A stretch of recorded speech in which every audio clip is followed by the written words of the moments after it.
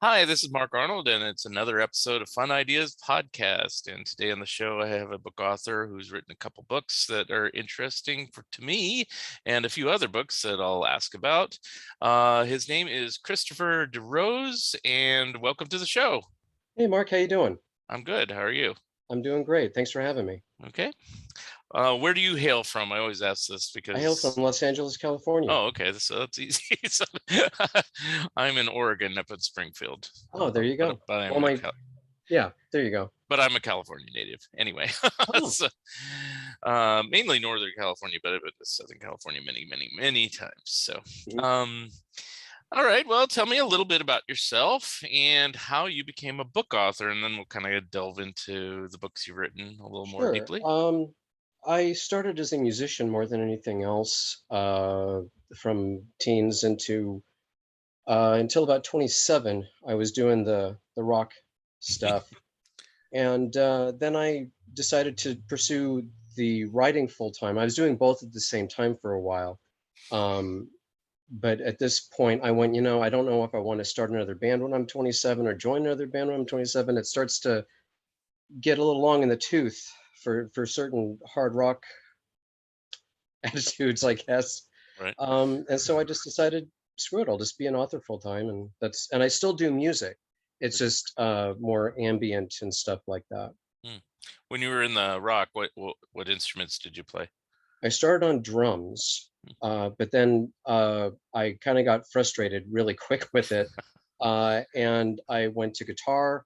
Had some pretty decent years with that, and then right around the time the shredder movement really started to take hold, I had to kind of go, how can I pursue this and still get work steadily? And so the only way I could really figure out to do that would be a bass player.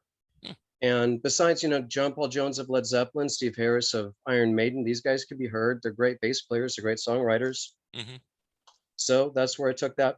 And uh, I kind of plunked around on keyboards for a little while too, which is what I compose with mainly right now. But bass was the last instrument that I probably spent the most time on. Hmm. Were you in bands, or were you just doing session work, or both? A little bit of everything, Hmm. whether it was someone's demo or whatever, or someone who I knew pretty well that had a set list that had a demo, or had songs on their demo that I was already familiar with. Sometimes I'd sit in if, their bass player couldn't make it or whatever. Hmm. Wherever it took me. And for a fair amount of time, I was doing some covers in bands as well as originals. And that in itself is a really good education too. Hmm. Did you ever record with anybody really well known, really famous? Not especially. Okay. A lot. I was pretty peripheral with brushes with fame. Um, and 98% of the time they were great. Even when the bands that were competing with mine got famous and mine didn't, or as more famous than I thought they deserved at the time, because I was a pretty egotistical guy.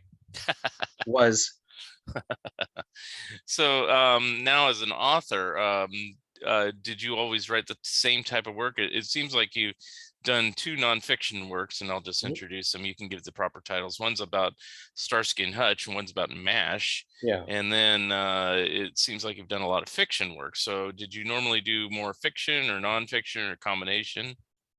Typically, I started in fiction, Mhm. whether that's novels or short stories. I was doing that pretty much back and forth, um, and kind of getting a little bit more success in the way that I wanted to see it than I was in bands.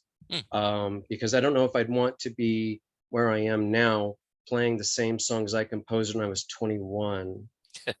I don't know about that. But with the MASH book and the Starsky and Hutch trivia guide or trivia quiz book, is that I wanted to do something with MASH first. Mhm. That was the first one that was done, um, and I wanted to work with Ben at Bear Manor Books again because he's so great. And I was able to kind of get my son in on the act for that as well. And so he's my co-author on the MASH trivia quiz book. Hmm. He was 16, 17 at the time. And it was a really special thing to share with him because he enjoyed it. I enjoyed it. My mom enjoyed it. Everybody in his family grew up with it. And so now he was as well. And I thought that was really, really cool. And he kind of sank his teeth into it for all the weird, some of the hardest ones are the ones he came up with. And Starsky and Hutch, uh, wow, what an impression that show made. Because if you look on some of the writing credits and directing credits, you've got Michael Mann writing two or three of the episodes. When you could tell when certain directors, especially if it was David Soul or Paul Michael Glazer, you could see the difference in their approach to the show, Hmm. which just made me like it even more. Mhm. Um, and I really wanted to do something that as you get older, you kind of want to look back, not in anger, but in retrospective, and maybe honor these things that have made you who you are. And that's what I did with that. For Starsky and Hutch, it was the same thing. It was just a little less immediate than the MASH book because MASH went on for 10, 11 seasons, Mhm. and Starsky and Hutch went on for four. Hmm. And one was an hour-long drama, one was a half-hour dramedy. Right. So just the Starsky and Hutch book isn't quite as big as the MASH book, but I think it's just as comprehensive given what you have to work with. Yeah, on both of these books, are they just questions, or does it give historical information and episode guides and things like that as well? It's What's the contents? I think it's more of just a quiz book that actually sort of acts as a episode guide Hmm. because in both of the books I sequence them in order according to what IMDb has, Hmm. rather than because some were aired out of the shooting sequence. And so every once in a while, if that was something that was for some reason prominent, I would note that in, maybe a small line of trivia before going on to the questions. But it's basically episode by episode with some of the supporting cast mentioned. If we see some notice, like Anthony Kiedis's dad is in two or three episodes as a mob enforcer, Hmm. and he plays it fantastic. And his name is Blackie, so how much cooler can you get with that? Um, and you see all these, like John Ritter, and all these people who would go on to greater things and far more reaching than just a single spot on an episode of a crime drama. Um, and it was fun to be able to do something like that. I originally would have wanted to do something a little bit more comprehensive about the making of it and stuff like that, Hmm. but uh, it's more of cast notes of, oh, you've seen this person in this person's uncle or father. This was the lowest rated episode because of just whatever reason. Um, that's the kind of note that I put into it. But then it's how many shots does so and so fire at such and such. Hmm. That's the kind of trivia that I tried to do with the questions rather than just dialogue driven questions or something like that. Hmm. Now, how did you come up with your questions? Was it just because you've seen every episode so many times? Well, stick with like this. Let's like stick with Starsky and Hutch, so you're not Sure, jockeying back that's and fine. forth. No, Yeah. that's fine. That's the latest one to come out, so Okay. I'm And then we'll totally go fine back with, to the other one. promoting Okay. that. Yeah. Um, it's like I said, it's doing kind of. I'm sorry. Could you repeat the question? um, in coming up with your questions, I mean, did you come up with your Oh, questions just by watching them, or uh, did you have?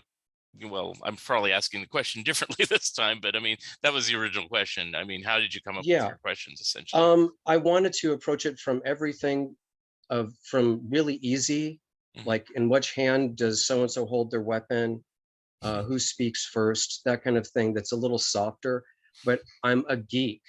I'm a hardcore geek. Star Wars Class of '77, that level kind of geek. Um, and so some of the questions get even pretty crazier, like maybe there's one Starsky and Hutch episode that there is an ungodly amount of ammunition shot by the villain, and I make that a question. If you want to count all 28 shots or whatever it was, which is what I did, uh, that's up to you. Uh, but I wanted to do something that wasn't just dry. I wanted to do something fun, but something like the questions like what I was talking about, the 28 shots. Hmm. Um, Even if you don't know it, I don't want it to ruin the love of the show Yeah. and the reason why you bought the book, which Hmm. is because we have this sort of if you're buying this book, we have a communal understanding of where we are culturally, where how old we are basically, and but that doesn't mean that we can't have fun. Hmm. Um, and some of the questions, the approaches had to get a little bit more cut and dried with some of the episodes of Starsky and Hutch because you can't feel right about asking questions about a show regarding child abuse. Mm. It just felt it's hard to feel motivated and having fun and sharing this with the reader when someone's doing something, whether that or someone who didn't deserve to die dies, which happens. Right. I wanted first and foremost for it to be fun. Hmm. And so that's mainly how you have it organized, is just episode by episode. Do Yep. you have them go from easy to hard, or do you just have a smattering of questions that kind of go over the map? It kind of goes, I try not to go too far over the map. I try not to just go really easy to incredibly hard. Uh, I'm sure that there's a couple of left turns in that are pretty hard, Hmm. but for the most part, I tried to sprinkle in, you know, 5 easy, 5 intermediate, maybe 3 or 4 harder ones, Hmm. because after a while, I also know that people are going to go, I can't remember that, and I don't want, I don't want the reader to give me a bad review because I asked too many hard questions. So Right. I wanted, I wanted it to be at least accessible, and even if you didn't understand, if you didn't get the answer right, at least you're still having fun, hopefully. Hmm. And then I guess the main question is why Starsky and Hutch? I mean, I know it was a popular show. It was considered at the time to be the most violent show. I don't know if that's true, but that's how they used to promote it. Sure. Um, and I guess we're like roughly the same age, so it's like it was on in the 70s, 74 to 78, I believe, is the years it ran Hmm. roughly. And just tell me your love and the reason why that show over similar or even different type shows at that time. I actually kind of thought about that when I was writing this because I think it goes into being a self-confessed geek. You just sort Hmm. of glom onto certain cultural things. Hmm. And Starsky and Hutch, for some reason, fell into that niche with me straight out of the gate. I don't remember ever not liking the show. Hmm. I don't remember ever not knowing about it. And as a writer, I can look back and go, that probably had something to do with what I'm writing now in terms of how I understand story dynamic, um, bookending something with a one kind of humor and then maybe a bittersweet kind of humor. Um, and also, I really think it was a show that, for all the things that were going on behind the scenes that were kind of chaotic, I think that it came from a place of caring about what they were doing. Hmm. So I think that kind of passion impresses itself on the viewer. And it can be anywhere from nostalgia for just, you don't have to be a writer to appreciate it. Um, and but also you see the beginnings of other people's careers, and like I said, Michael Mann, and the seismic uh, effect on culture he had. I think all of those things sort of came together, and yet some of the episodes don't play so hot now. And I know that when it was being aired, I there was a lot of criticism for the violence. And Hmm. if you look at it, I think it helps to be from the generation that remembers it when it was first run to now, because you can see, yeah, maybe emptying your service pistol isn't a good idea in a residential area. Hmm. when the person in the car is driving off and driving erratically anyway because they're trying to get away. Mhm. It's stuff like that. And you Mhm. can kind of see now what some of the hubbub was about. And, yeah, that's I can kind of see how that yeah, that was an awful fast draw that Starsky pulled on that one guy, and they don't always go by the book. Yeah. Um, Sometimes it's for the greater good, Mhm. but then you get into that slippery ethical, uh, is that still okay? Mhm. You know, and I think the two leads really cared about it, and I think that shows. Mhm. Even maybe when they weren't as thrilled with it as they wanted to be, um, there's a lot of charm to their own dynamic with each other, Mhm. which the buddy cop thing is kind of a almost a comedy trope at this point, Right. if it's not already really. Yeah. But those guys seem to, kind of bring that from the dragnet era of tough guy into something that's a little more modern, a little less stodgy, Right. something a little less than what your parents would have been watching. You would have been watching, your parents would be watching Dragnet, which is kind of a dry uh, procedural drama. It has its place, but I would rather watch Starsky and Hutch. Right. Well, you mentioned it as like a comedy trope now. I mean, of course, they made the uh, Starsky and Hutch movie that was a comedy. I mean, I Yeah, don't know if your book delves into that or no. strictly it's a TV series. Okay, good.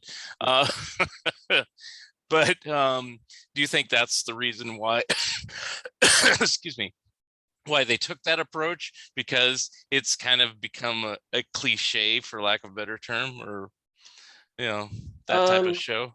yeah, but you see the leads in the movie, and you totally see how that got green lit like right out of the gate. Yeah. Um, and having said that, I'm glad the original stars made an effort, or it made a cameo at the end of the movie. Mhm. Spoilers, sorry. Yeah, well, Um, it's been out a few years, so. but yeah, exactly. I know. Um, but I saw it, and I guess it came from a spot of affection. Mhm. I just didn't see the heart in it, and Yeah. maybe I'm expecting too much out of that kind of a comedy. Um, but it seemed like you can do things with a good heart Mhm. and have it not make fun of what the source material is. And if you want to tweak the nose of the TV show, I totally understand why, Mhm. because some of that stuff you can't just let go under the radar. You have to address it, because if you Mhm. don't, you're gonna need to explain why. Right. Um, but it just kind of seemed like when I saw it. You know, the TV show had some humor to it. A couple of episodes just kind of went straight off into comedic spots, but Mhm. that was fine. It was just the one episode, and that's all you had to worry about. Yeah. But with the movie, it seemed like it came from a place of, wouldn't it be funny if we dot dot dot, Right. and we're going to make fun of the 70s and the technology and the headphones with the four antennas sticking out of it, because isn't that funny? um I would have liked it to come from a more subtle place, Mhm. rather than just oak board delivery of every joke. It could have been any other crime comedy, Mhm. it could have starred anybody, and it could have been given, the 70s treatment. But I think it could have been done in a better way, that the humor could have been smarter. Right. Yeah, Um, it is kind of silly in places. it's a little But silly in places, but also I'm completely understanding of the fact that that's very much a movie of its own times. right. It may not be all that great, but that's what we had to shop from. Mhm. That's what a buddy cop comedy movie was then. Yeah. Um, so Now, going back to the original series, it's been a while since I've watched episodes, and certainly chronologically. So I assume you tried to watch them kind of chronologically to oh kind yeah, of, you know, see, oh, this is the first appearance of this. This would be a good question or something. yeah. Um, looking back on it, do you feel that the show held up all 4 seasons, or did it kind of slip by the end and it was getting too silly or pedestrian or whatever at the end? I think the fourth season, the wheels are wobbling quite a bit. Uh, quite a bit. Okay. Um, I know that there were a lot of things going on behind the scenes that affected some of it. David Hmm. Soul was injured, which is why he's now wearing bowling shirts in season 4 because it's covering the brace in his back. Hmm. Um, I know that the approach that Paul Michael Glaser wanted to take was maybe not quite so heavy, but I don't think they wanted to go quite so far off the rails, as sometimes they did, where it was almost like just satire. It Hmm. was they were gonna kinda going, "This may not have much further left to it. Why don't we at least have a little fun with it?" Hmm. Um, but, you have diamond smuggling in some episodes, and you have they, uh and we don't for some of these, we don't even have to go into season 4. Hmm. They're on Voodoo Island, which was originally Playboy Island, um, which I think they filmed partially in Hawaii, if not completely, because everyone was filming in Hawaii at the time, and it Yep. was gorgeous scenery. Hmm. But every once in a while, you kind of go, I think we're kind of slipping here, especially in season 4. It has some really good episodes, some very solid directing, um, but it doesn't really click into like season 2 when things really started to click. Hmm. And the leads also started to have some input on where they wanted to see their character arc to go in this episode.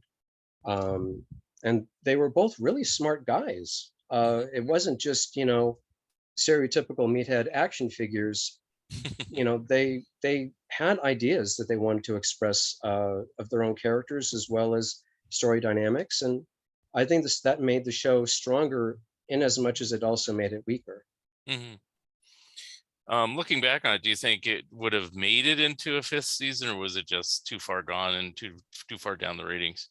Doing some deep dive on it during the writing of the book, because you watch an episode and you kind of have some sort of trivial question and you want to chase it down a rabbit hole, and then 3 hours later you're watching another completely different episode, and you're chasing a completely different lead, that's kind of the geek in me kind of going, Hmm.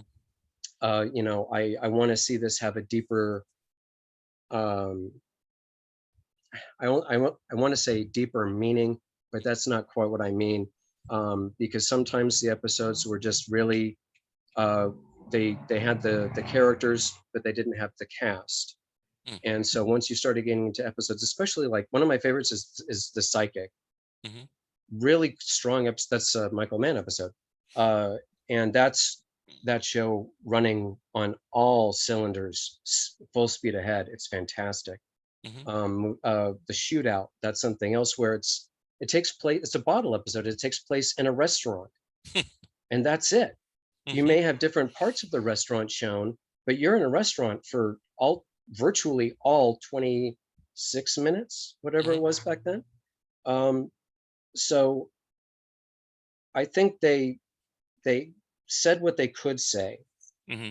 And then I know Paul Michael Glaser became increasingly vocal about his disillusion with the not just the show but Hollywood in general, and that was starting to turn a lot of people off. Hmm. And even if it went to 5 seasons, I think the closest they ever would have been able to get to was something that was floated, but I don't think it was ever taken seriously, where Starsky dies Hmm. and his young brother takes his place. And we do meet his brother, and I think it is season 4. Hmm. And maybe that's where it was going to go, just in case they wanted to kind of see what the reception of it was. But you killed Dave Starsky. Right. That's half. That's half of the reason you're watching the show, Right. literally. Hmm. To do the research for this book, did you interview any of the stars or anything like that, or? No, I really wanted to do a behind the scenes created thing initially before I did the trivia book, but William Blinn, the creator, was gone. Mhm. Bernie Hamilton, who played Captain Dobie, was gone. Mm. Uh, David Soul and Paul Michael Glaser both weren't being rude about it, but they had kind of made it seem known around the fandom anyway that they would talk about it on their terms. Mm. So I didn't want to bug them. Mhm. And certainly I didn't want to do that and then maybe get some sort of belligerence back, and that's just going to ruin everything for me. Not that I would have, but that's the cynic in my head going, you don't want to upset these guys. You really, Right. just but I did look into uh, the beginnings of what's the show was originally supposed to be called Nightside, which Mhm. was these two undercover cops that you saw was the night shift, Mhm. but then it was going to be too expensive because it was all night shoots. Mhm. And then I think someone from ABC called William Blinn and said, "Do you have anything for a 45-minute long cop drama?" And he said, "I think I might." Mhm. And they shot the pilot, which in reruns wasn't rerun as often for some reason, Hmm. but maybe because it was a pilot, I don't know. But once that hit, Mm. it was off to the races, and there were two officers, undercover cops, who in 1975 wrote a book, and I get into this a little bit. I didn't want Mhm. to get too much into this in the book. They wrote a book called Cop Team, and they were sort of like Starsky and Hutch in New York, Hmm. and it predates the show. And there's a little, uh, I think there's a little exaggeration on both sides about how much was used and how much wasn't used from this book. Mhm. But there was a settlement to the officers who inspired it. Mhm. But then they kind of just didn't look back, and they just established it under its own mythology. Mhm. Now, these may be questions in the book, but I'm going to ask this just out of informational reasons, I'll see what I can because do. I don't know that much about Starsky and Hutch other than it was on and I would watch it occasionally. It was never, apparently a strong enough fanboy. In fact, I probably didn't see it really until like the second or third season, and even and then saw it later in reruns on occasion. So I've always been a fan of both the actors because David Soul has done other stuff like Here Come the Brides and Paul Michael Glazer's in Fiddler on the Roof and different things like that. Which I was going to ask you. I'll ask it right now. Do you delve into other things in their careers, like David Soul's singing career or anything, or is it strictly about the show? No, I tried to give a little bit of a biography Mm. of a very brief one, Mhm. because there's a lot of stuff out there online, and I kind of was going, I don't want people to open the book and go, well, I already knew this from what I googled this morning. Yeah. So I tried to give just a very treetops version of how they found their way into the role. Mhm. But I tried not to give past much, some of the credits. I do that with William Blinn as well. Mhm. But for the most part, I just wanted it to. If I couldn't add anything new, I didn't want to just add something for repetition's sake. Right. Okay. And so, but the question I was going to ask, and if it's a trivia question, well, I'll spoil one in the book. But I'm curious. Were Paul Michael Glaser and David Soul the original choices for the roles, or were there other people? That's not a trivia question in the book. That would have been something, because the book would just be stuff that's in the episode, Okay. not necessarily hard background. Okay. No, I don't think there was. I think I read a interview, or I watched an interview on YouTube, The Wonders of YouTube, Mm-hmm. of this episode of it was some cinematic society. I maybe film, I don't remember.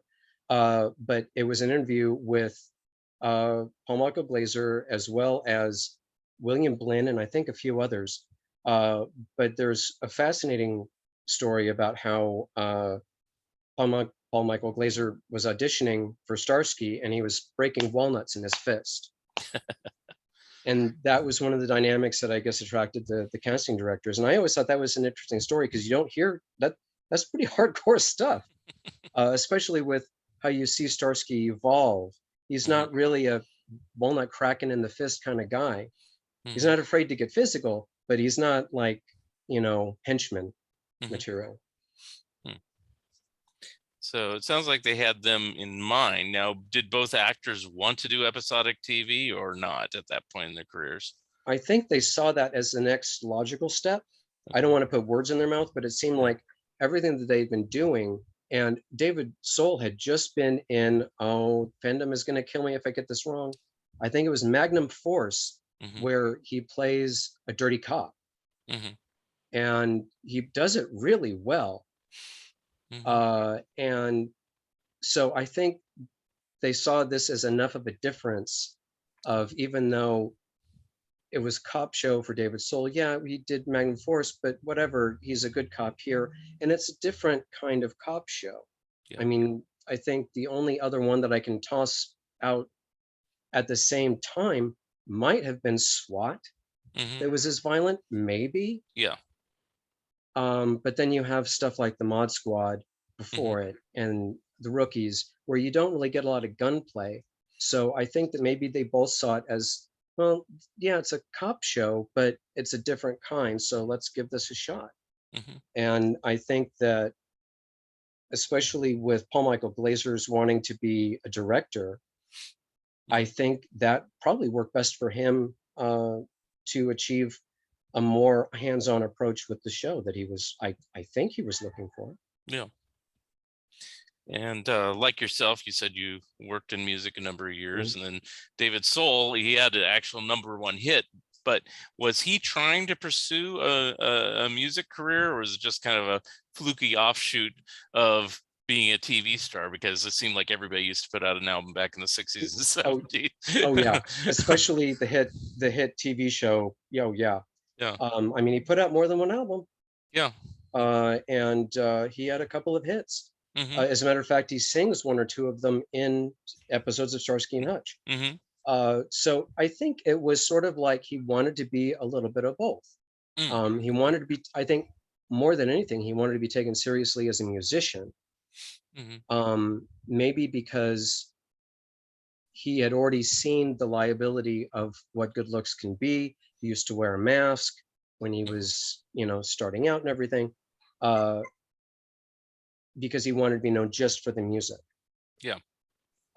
just on its own merits, rather than, well, yeah, of course he sings well because he's a star, and of course he got a record contract because he's a star. Yeah. And like what you said, everybody and their dog had an album out.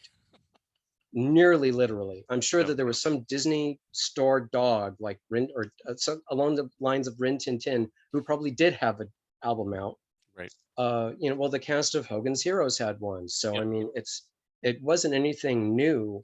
And you had soundtracks dating back to the 40s and 50s. So it wasn't unusual, but I think that, especially as the more cynical the 70s became, the more of a jaundiced eyes people were kind of casting to uh, celebrities who genuinely had multiple abilities, not just as a writer director or whatever, but as a songwriter, a performer, Yeah. an actor.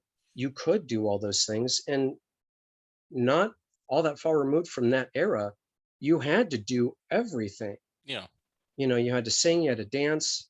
How many sitcoms coming out of the 40s and 50s had episodes where someone's singing, Right. or, something like that?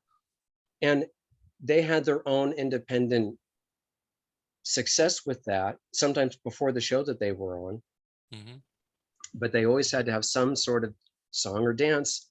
The big show is on this weekend, guys, and on uh Petticoat Junction, you've got the charity event and stuff like that. So you've got to hear people singing, you got to see them dance. And all the way up to like shows like Alice, where all of them were singing and dancing at one point. Hmm.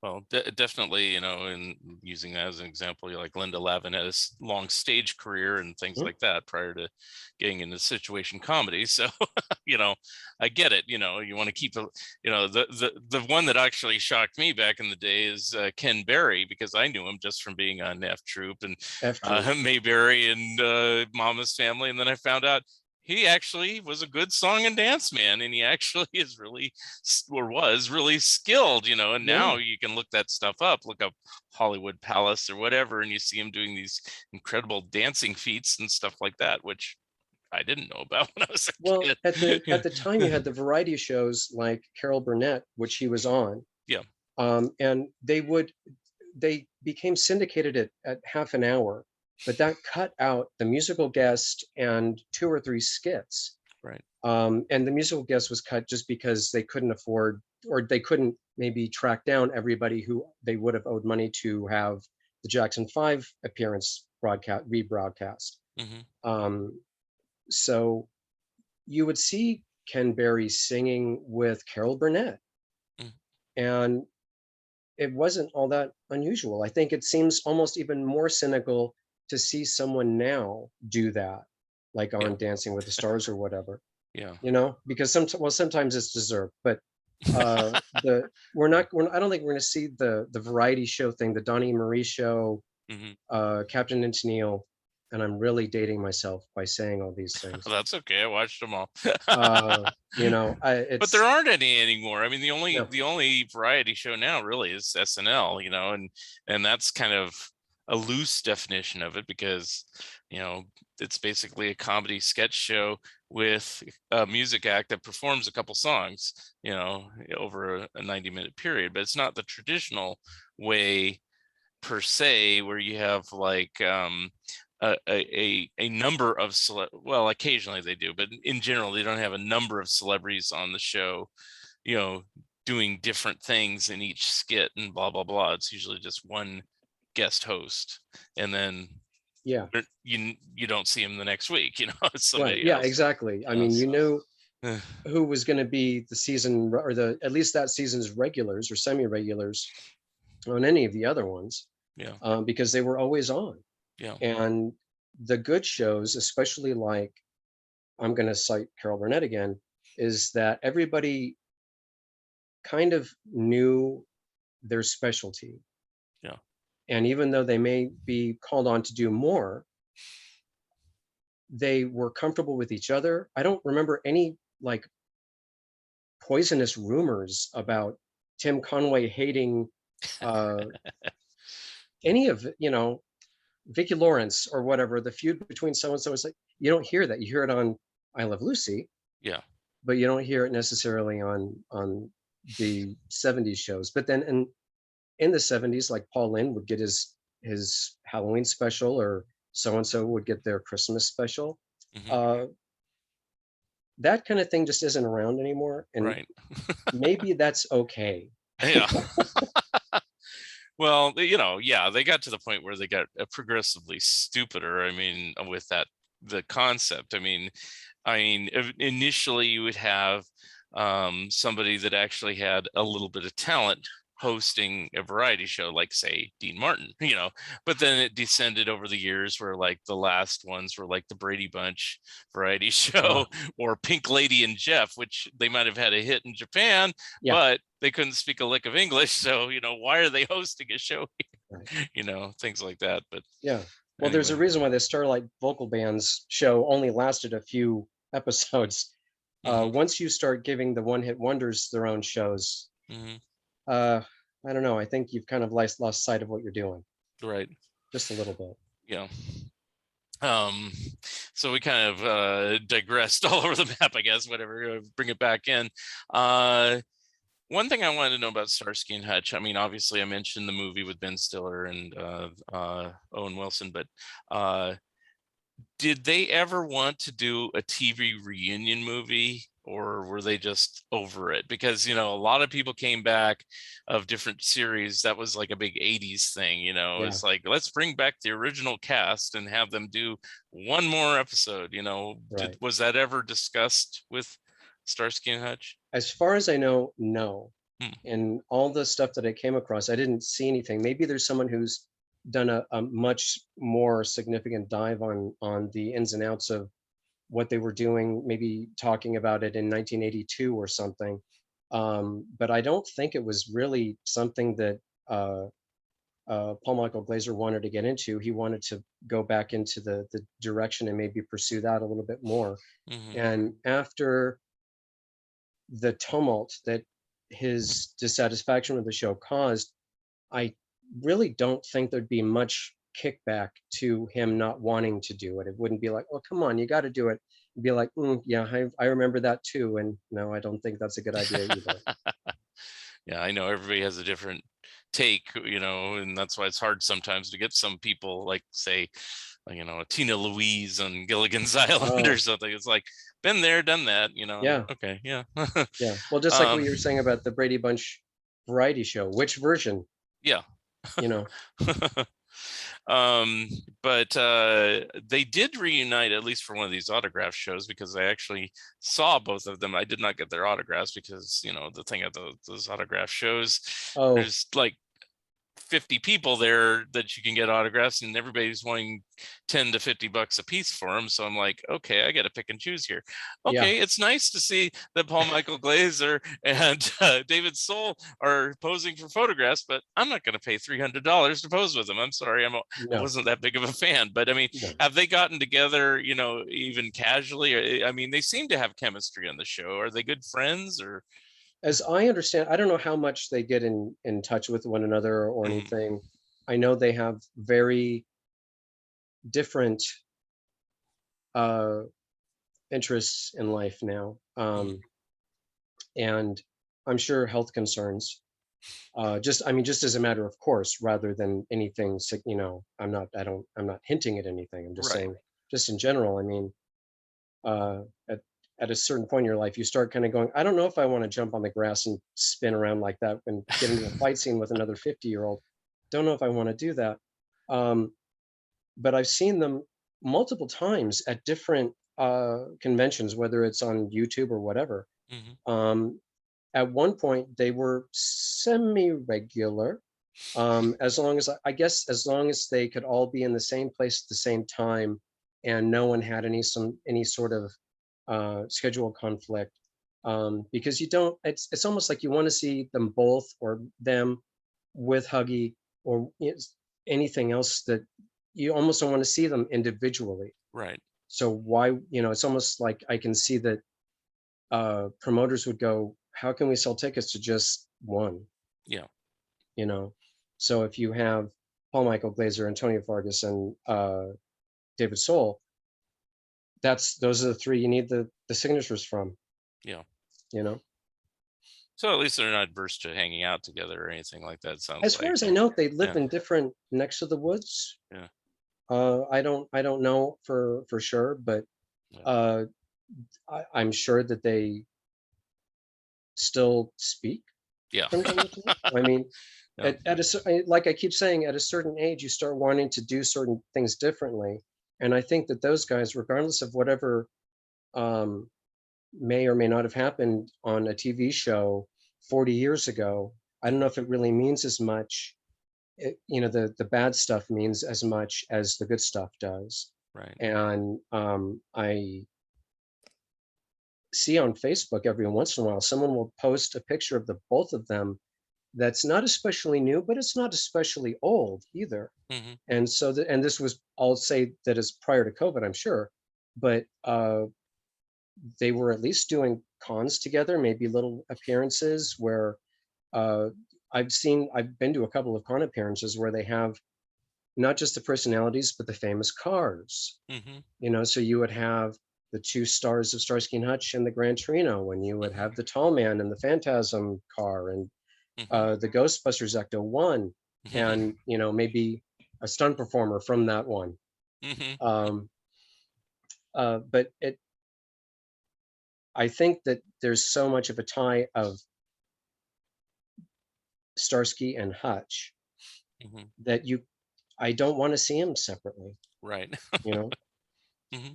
And I want to think that they get along well, and I just can't imagine that at this point they're harboring too many grudges. Hmm. about anything. Yeah. I mean, certainly not something that, you know, I don't like it when you said this in public. Why did you say it? It's Right. things like that after a while just don't mean as much Yeah. anymore. Well, they always struck me as that they got along because, Yeah. I don't remember, but it's not like today's internet instant what gratification. But, Yeah. when they had all the Hollywood gossip magazines, it didn't seem like they appeared much, at least for, fighting with each other. I mean, they always seem to put those every star, oh, they're having relationship problems with their wives or whatever, but not Mhm. with each other. Yeah, So that's I don't think from what I remember, and all I'm really dragging from is seeing TV news reports, Channel 7 News, yeah. and it was almost a nightly thing that Paul Michael Glaser said this, Paul Michael Glaser said this. Is this the end of Starsky and Hutch? And at one point, I think he said yes. Hmm. I can't source that, so maybe that's just something I'm coming up with to sound dramatic, but it's uh he very much made his dissatisfaction very, very clear. Yeah. And as a fan, that kind of sunk into my chest. Right. And so I was like, yeah, you're doing it because you signed on the dotted and you took the money and you're really miserable, but you're doing it. Yeah. But for both of them, I can't say that there's a ton of episodes that they're not making an effort. Yeah. Maybe one or two that is kind of like, yeah, I don't think he was having it that day. Yeah. But there are other times, especially the last episode, I thought it was really well done. I mean, if that had to be the last episode, not that I would have wanted it to end, but then again, as class of 77, I never thought I would have said this. I'm ready for Star Wars to go away for a while. Hmm. Uh, so I would have wanted a fifth season, even though it would have been, maybe a disaster. But if you're going to have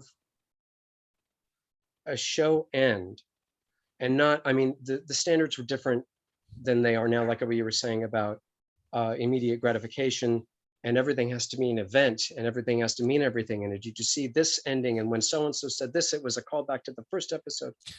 Yeah. There's something really cool about that scene where all Huggy, Starsky, who notes saying he's on 4 painkillers, Hutch, and Dobie, all of them are clearly drunk, and they're just having kicking back in Starsky's hospital room, and it's a perfect ending to Mm, 4 very heavy dudes. I think is what Huggy says, mhm. and then the fire sprinkler rains down on him, which is like Murphy's law for that universe. Of Mm, course, they had that happen. mm. I'll have to check out the episodes again. I know you can get all 4 seasons in one little box set now, which is great. So I Yeah. just I just haven't Um, invested in that. yeah. I think that there are, whether it's DVD or whether it's on demand, I think they're pretty much the same thing. Whereas with MASH, if you watch them in general syndication now, they have about 5 minutes trimmed out of them. Mm, So with the MASH book, we watched every single DVD to get every single detail we could. mhm. And plus, it also fills some holes as to why is that funny? Why is that a sight gag all of a sudden?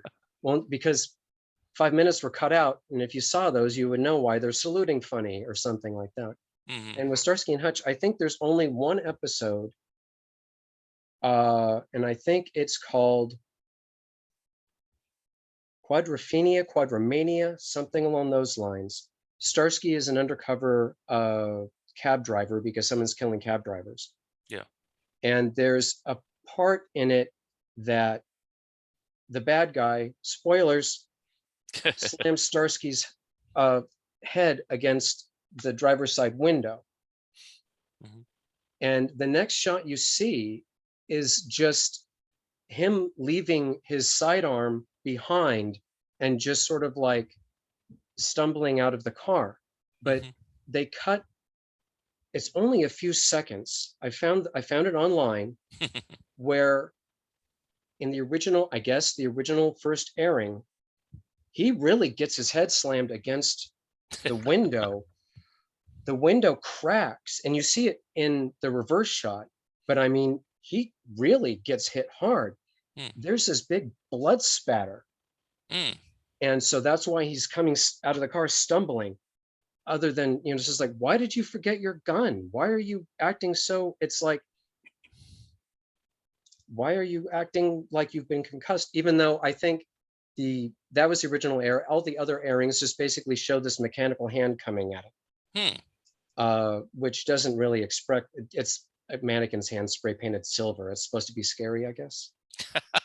Uh, and it was just science fictiony enough because don't forget the $6 million man was kind of doing some Similar things. odd science fiction tropes in that as well that weren't especially realistic. Yeah. Um, Bigfoot.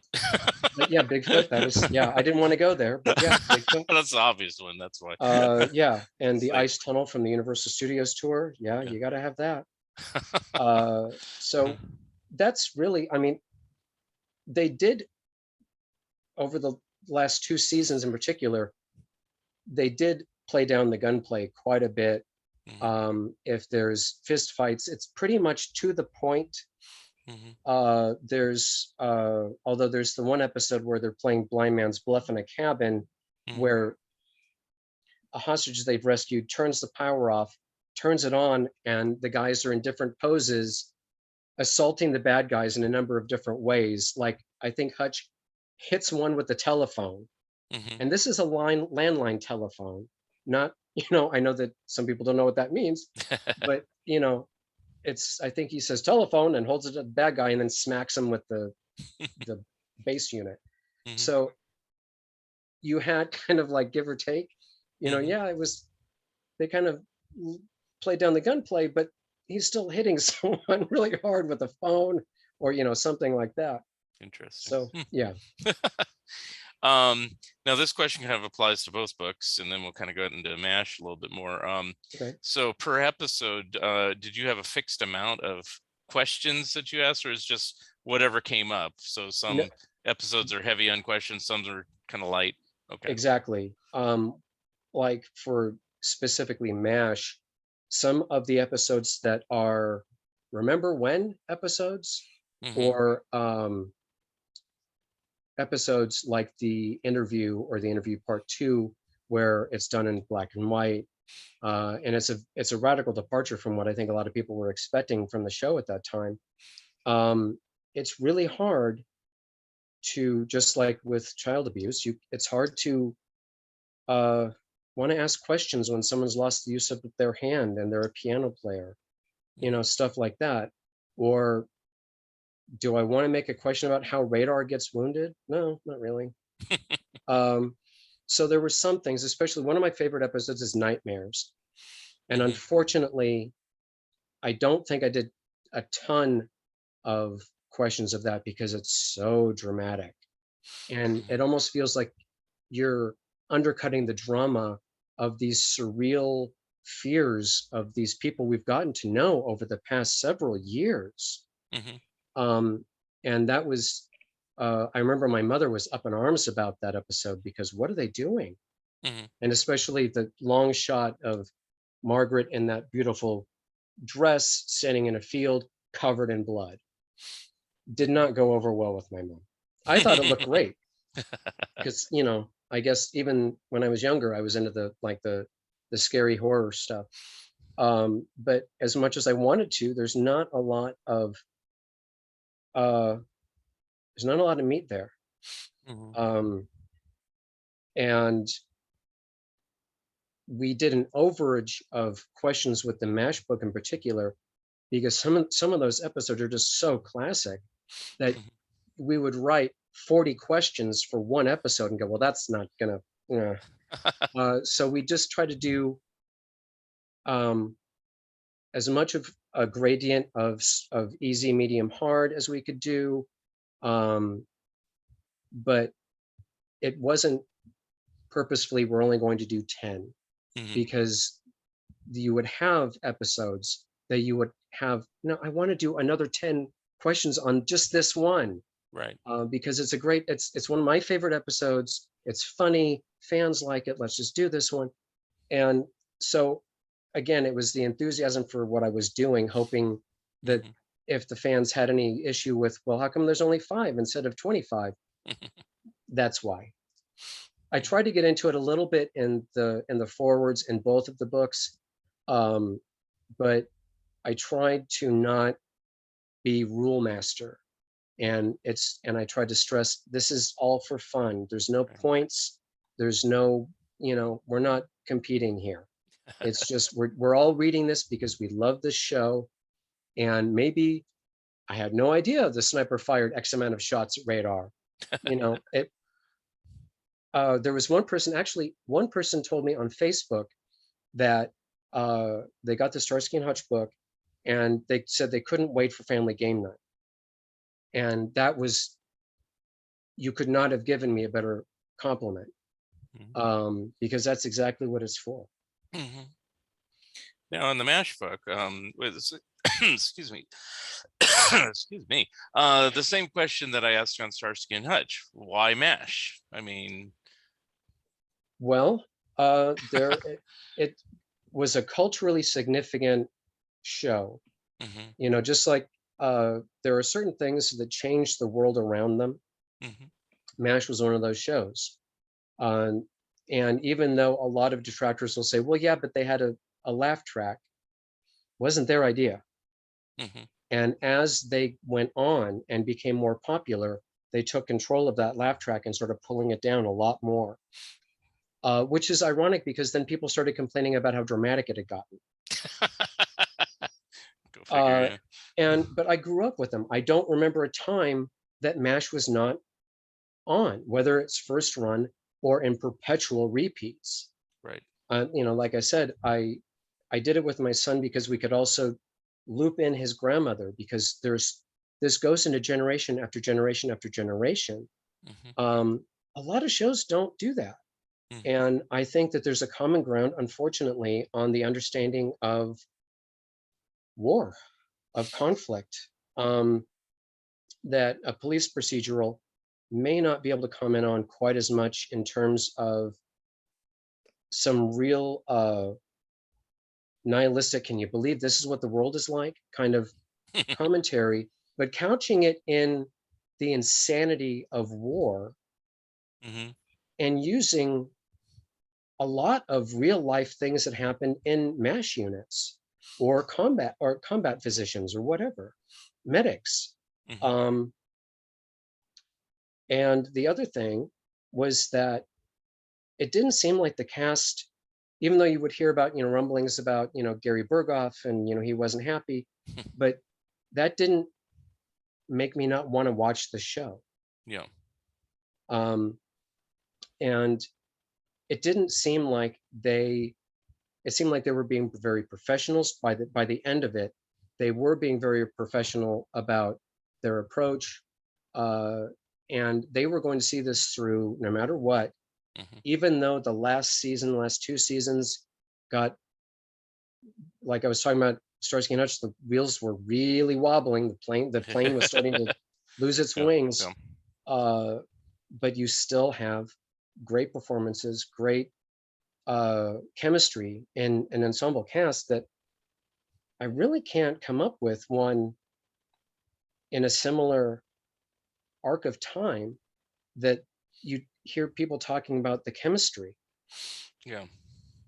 or you hear about people being friends well after the show. There's uh, a story that Loretta Swit tells in one of the specials, that they were talking about farewell, goodbye, farewell, and amen. Hmm. Goodbye, farewell, and amen. I'll get it right one of these The times. final episode. Anyway. Yeah, the final episode. Well, there's the final episode in the sitcom, and then there's the final episode that's True. the TV movie. True. But there's she's at odds with Winchester over this book. Hmm. She really loves it. She borrowed it from him, but she wants to keep it, and he's being a real hard ass about it. And he really wants it back. And David Ogden Stiers was a very private man. He didn't do a whole lot of personal appearances. He didn't do a whole lot of socializing with his co-stars. It just wasn't what he did.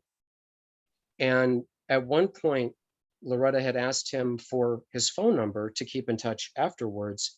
And he kind of he didn't like refuse, but he kind of politely declined it. And in the last episode, Mhm. uh, it's their last scene together, and Margaret has given him the book, saying, "Here, have it back. I don't want it, you selfish." Mhm. And he ends up giving it back to her. And on camera, this was not planned.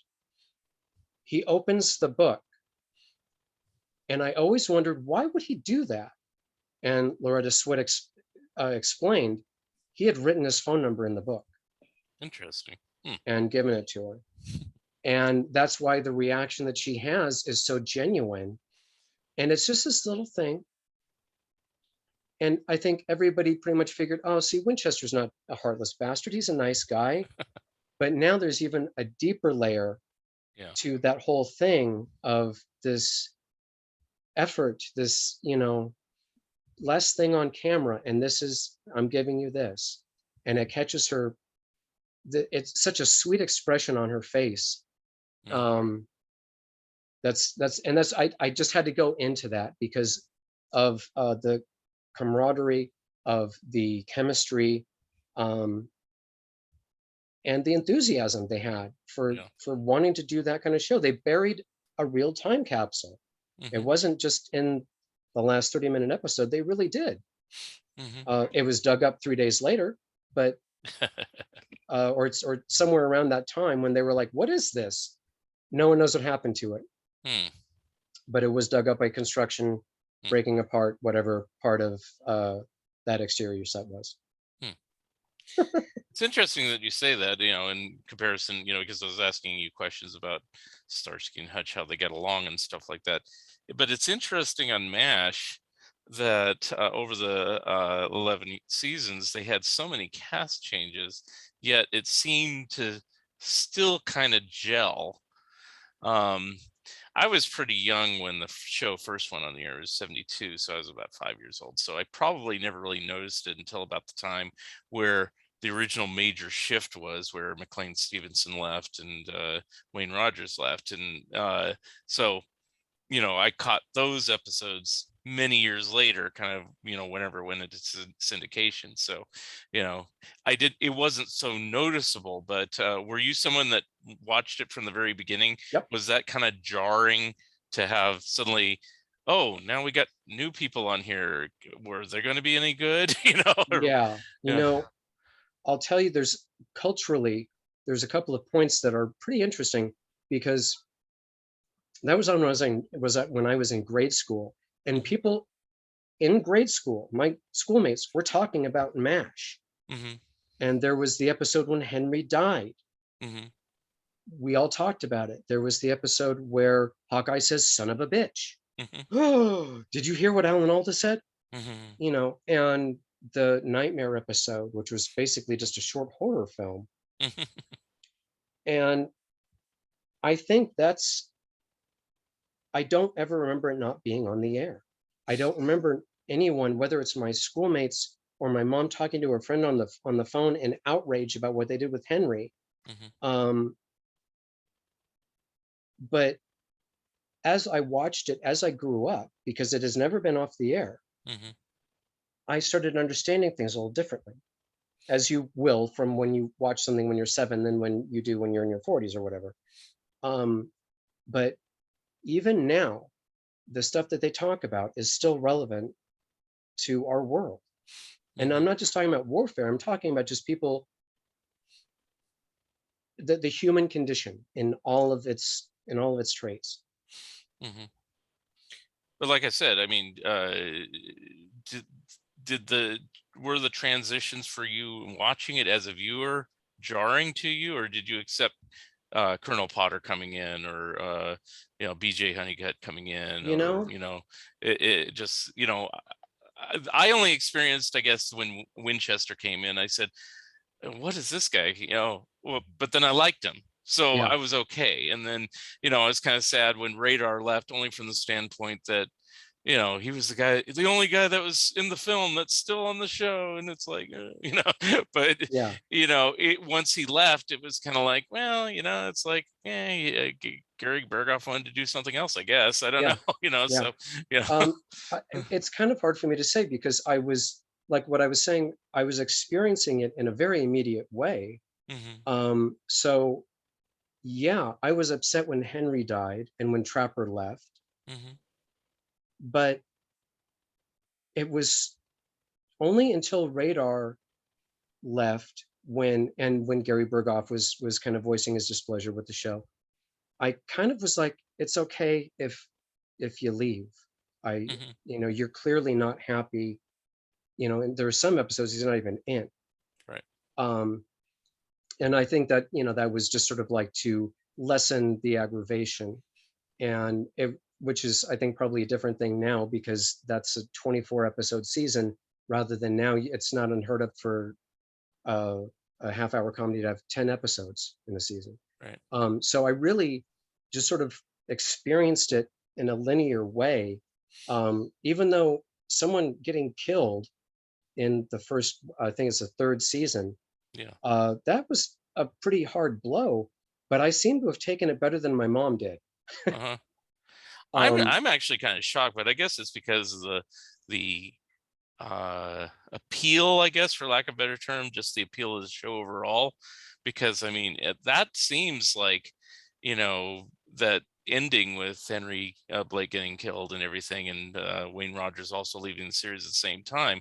It's like a double whammy that would have the fourth season probably would have been the end normally. It's like, well, let's continue on. Oh, these people don't work. Like similar examples would be like Chico and the Man. Chico, unfortunately, he killed himself in real life, and then they tried to carry on another season. Sanford and Son, they both left the show, and they tried to carry on as Sanford Arms, and it didn't really work at all. And so, usually those type of major casting changes like that are the death knell of the show, but it didn't seem to happen here. What's your take on it? Why it didn't? I think because when you had people replacing other people, you had Mike Farrell Hmm. and you had David Ogden Stiers, which those two personalities are completely different from what we'd seen before. Trapper was a family man, but he didn't act like it. BJ's a family man who stumbles. Mm. So he's the imperfect husband, which was not something you saw much of on TV back then. And a Hmm. lot of people did not like that. Hmm. And then with Colonel Potter, he was regular army. He was going to be the authority, but he had seen it all before.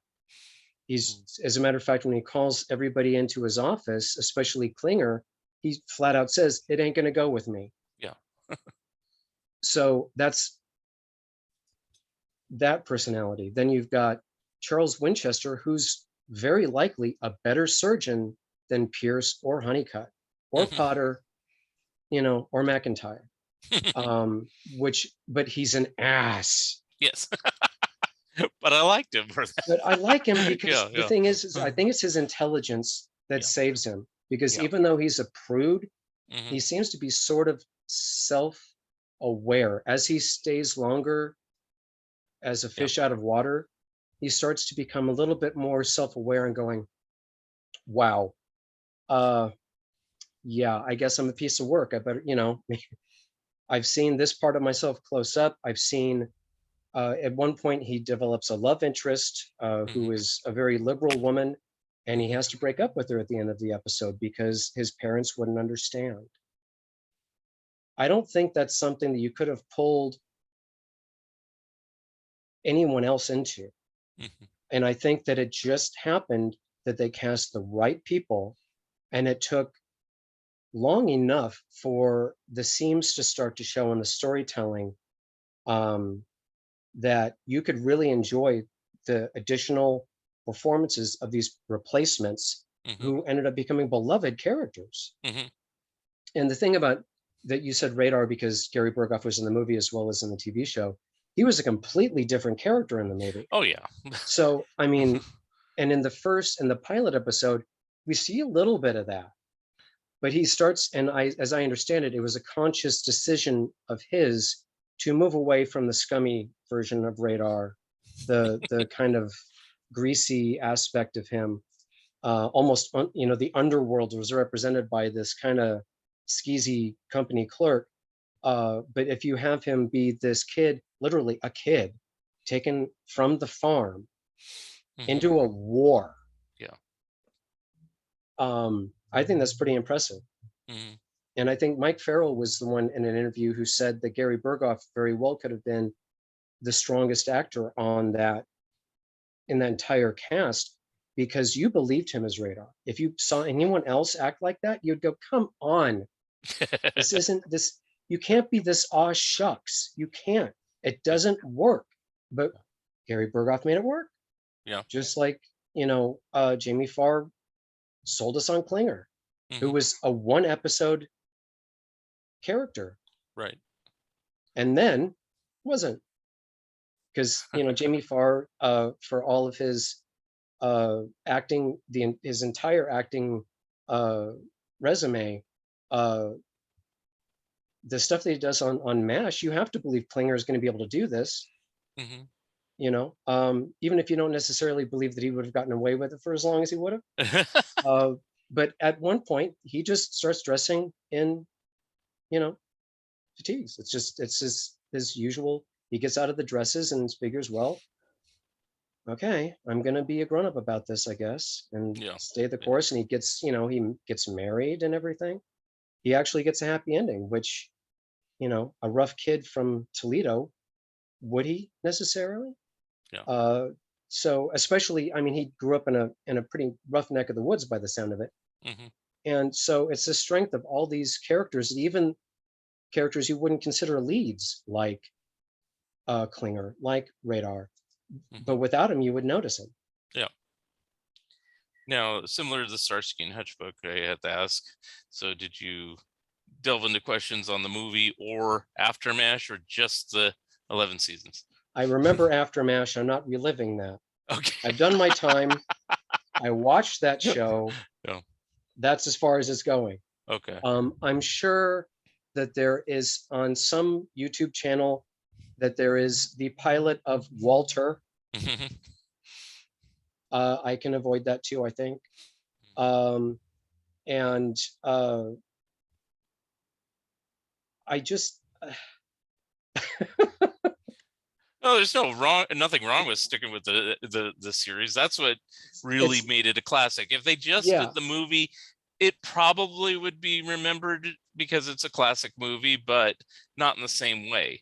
right. And I don't think they would have had like all the MASH novels and everything else had there not been the TV show. It probably would have been the movie, maybe one or two novels, and that'd be it. But it became a whole industry of different things. Yeah, I do touch on that in a forward to the MASH book. And I kind of go through the evolution of first it was a book, and then it was a movie, and then it was, and I touch on the um, the other shows. I don't know if I mentioned Walter because it was never aired, so I didn't know if I wanted to bring that into canon, so to speak. I don't even know if I know about that. Explain briefly It what that was is. ostensibly it was going to be a pilot for Radar to do a sitcom or maybe a dramedy kind of thing, where I guess maybe in the vein of the Waltons, Hmm, Walter would be on his farm with his mom, I guess. interesting. Um, and it was supposed to be just, and I guess it wasn't aired. I guess it or had aired once, but I hear two different versions each time I delve into it online. So who knows? Roughly what year was it? Well, it would have been 83, I Okay, guess. so it was after, It it was, was yeah, 82, okay. 83, somewhere Okay. Well, around there. and I guess I'm ignoring the other spin-off, which is Trapper John MD, That, yeah. yeah. I don't Which go into that. I don't go into the okay. movie. This is just for the TV show. Yeah. But Yeah. I do talk about the origins of the book, and as the success kind of snowballed, I tried to give at least a sense of some depth without getting boring, Hmm. because there's a point with being a fan that I can get really, really geeky and get really down with what I'm talking about. And that's when you start hearing people snore. So I just wanted to I wanted to keep the forward in each book very brief. I needed to do a little bit more with MASH because the book and then the movie and books. But I don't get into too much of, you know, who didn't like what in the show and all that other stuff.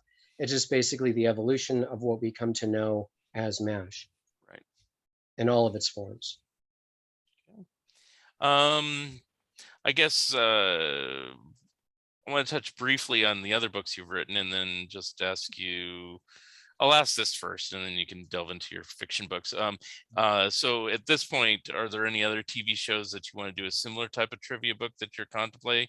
And you don't have to reveal it if it's kind of a secret, but are there others? I'll say that. I've got a couple kicking around. Yeah. I don't know if I'm going to do them, Okay. because I love being part of the culture. I love being even whatever kind of a voice I am in that culture. I Mhm. enjoy that, because it does seem to come from a place of something that's a little less confrontational. Mhm. Um, and so I wanted to do a little bit of like MASH and Starsky and Hutch because they were such cultural things for me. Mhm. MASH has a wider thing.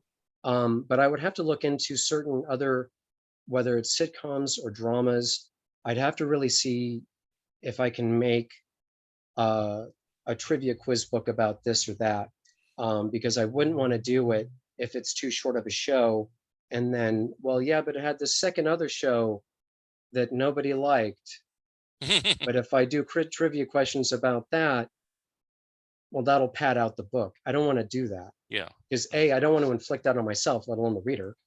Um, and I remember some of those things in the 70s and 80s, and they sucked. Mhm. So I'd have to be a little bit more uh, specific about my goals, really. And Okay. they take, they do take time to do. Mhm. Um, and that's going to take away time from my fiction, which I kind of want to do a little more concentrated on for this next year ish. Okay. But you never know. Okay. Just delving briefly into your fiction. So, how many books have you written? I think it's about, including the Scribes of the Speculative Fiction series, which are all my interviews that I've done over the years with authors, directors. It's probably about 10. Hmm. And Um, some of those are short story collections. There's two short story collections, and there's a poetry book. okay. Uh, so I don't really consider those novels, Okay. but in books, just in a general way of referring to it, 15-ish. Mm.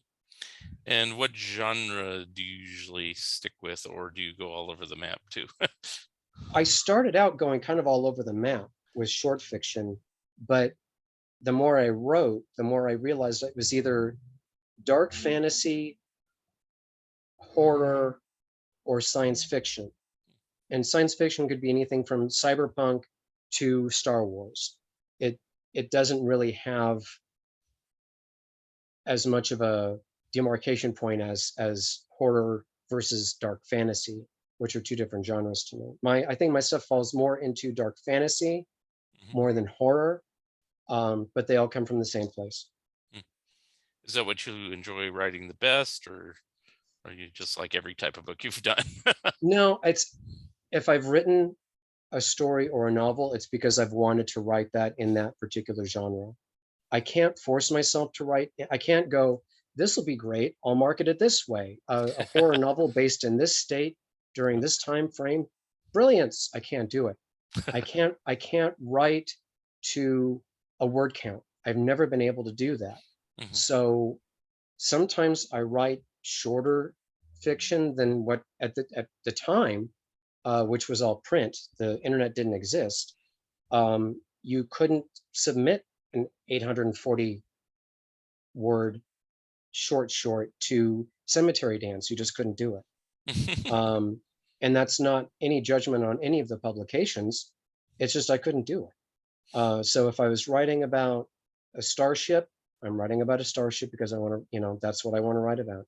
I can't do it with too much intention.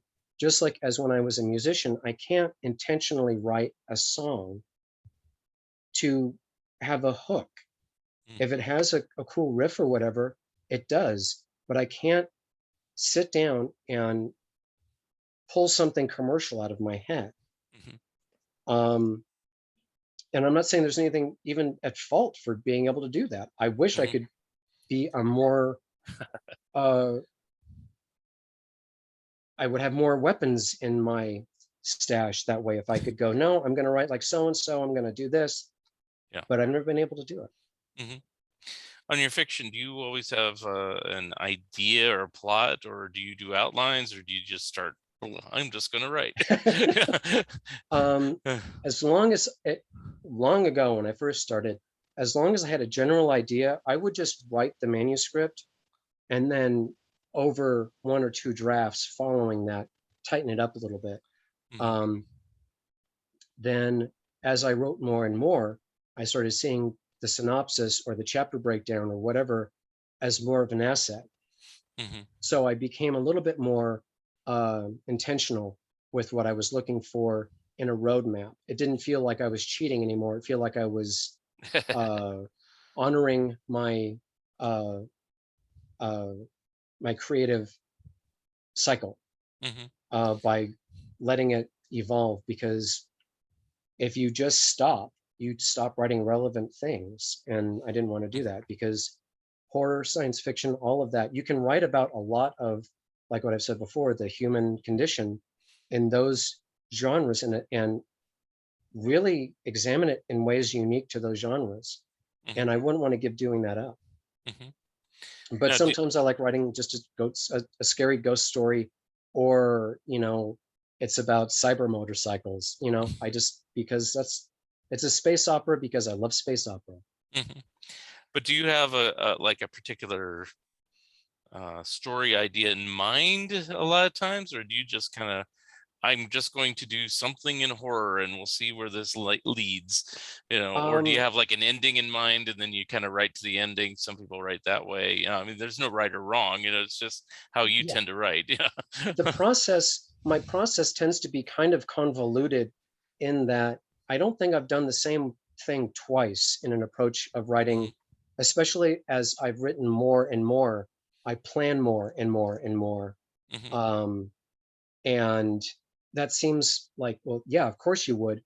But in some ways, you almost simplify mhm, because you're making the story clearer, even though it's gathering more branches.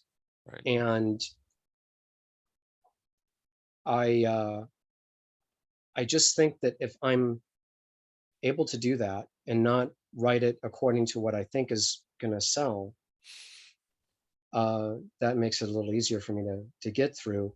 And Mhm, so when now my process is I just kind of go into receive mode. mhm, It's like my intuition says, I think we're going to do this a little bit.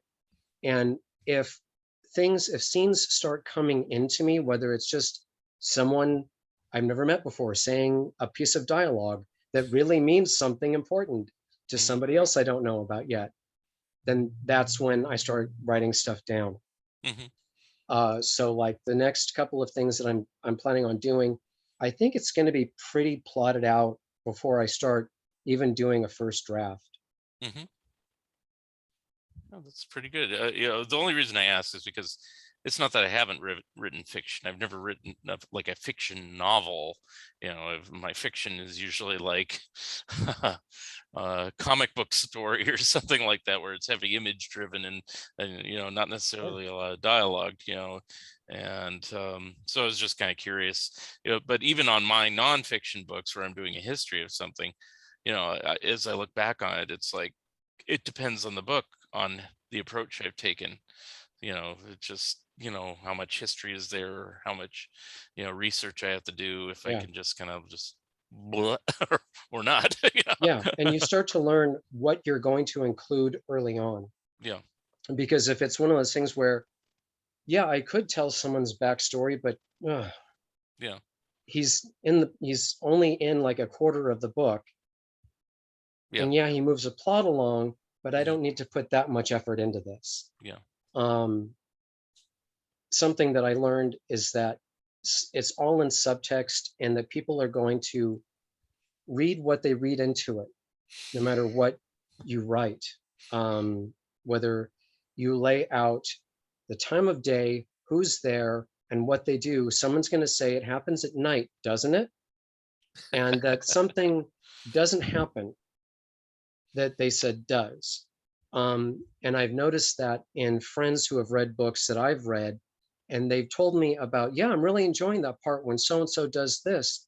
And I'm going, he doesn't do that in that part of the book. He doesn't do that at all.